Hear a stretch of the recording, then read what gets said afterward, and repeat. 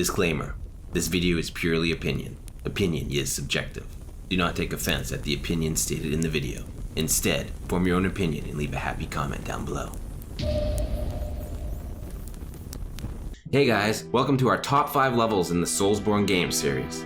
Today we're counting down our top 5 favorite levels in the original Dark Souls. When deciding on these, we took everything into account. Yep, that means level design, atmosphere, enemy and boss design, difficulty, and multiplayer activity.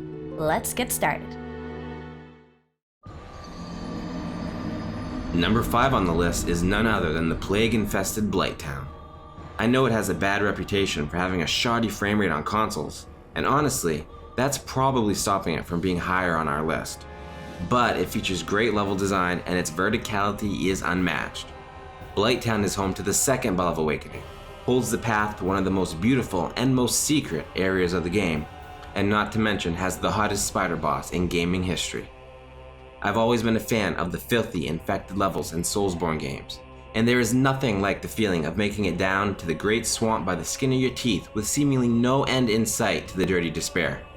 You feel so far from your sanctuary at Firelink Shrine, and you never know when, or if, you'll ever make it back. Your only respite is looking upwards towards the sky and seeing a slither of sunlight pierce your gaze.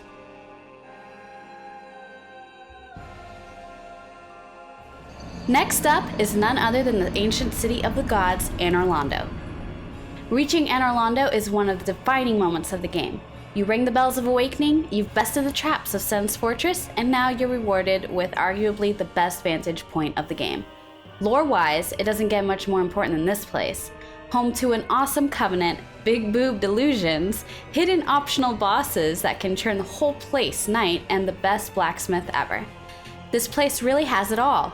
Well, almost. The level can feel a little empty at times, although understandably so, considering it's technically abandoned, and you can feel a little disappointed once you realize you only get to explore a small part of what you can see. Regardless, it has S&O, and they're a fitting rite of passage for Gwyn's old keep.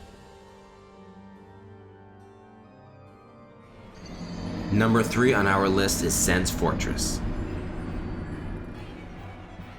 Commonly referred to by the community as Sen's House of Fun, and rightfully so. This level is a load of fun, filled to the brim with traps, and I love it. The level environment itself is your own worst enemy. I wish we had more trap-filled levels in Soulsborne games, but unfortunately we usually only get one per game. Luckily, they're some of the best around.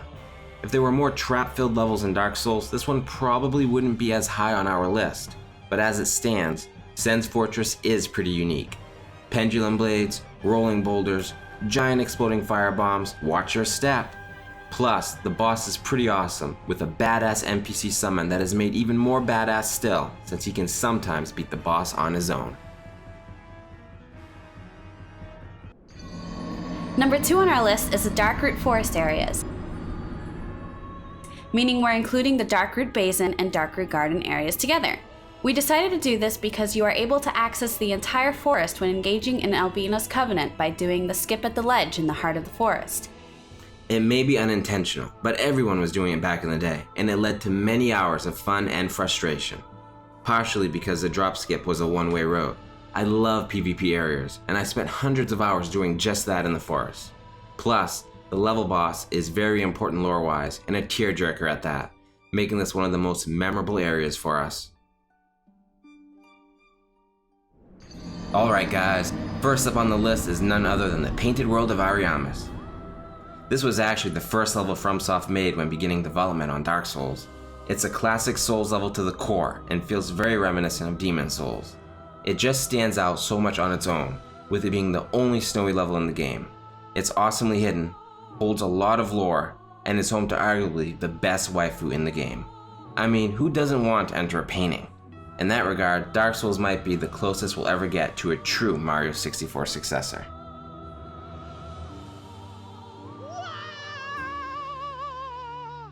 That's about it for now. Let us know what your top 5 levels in Dark Souls are.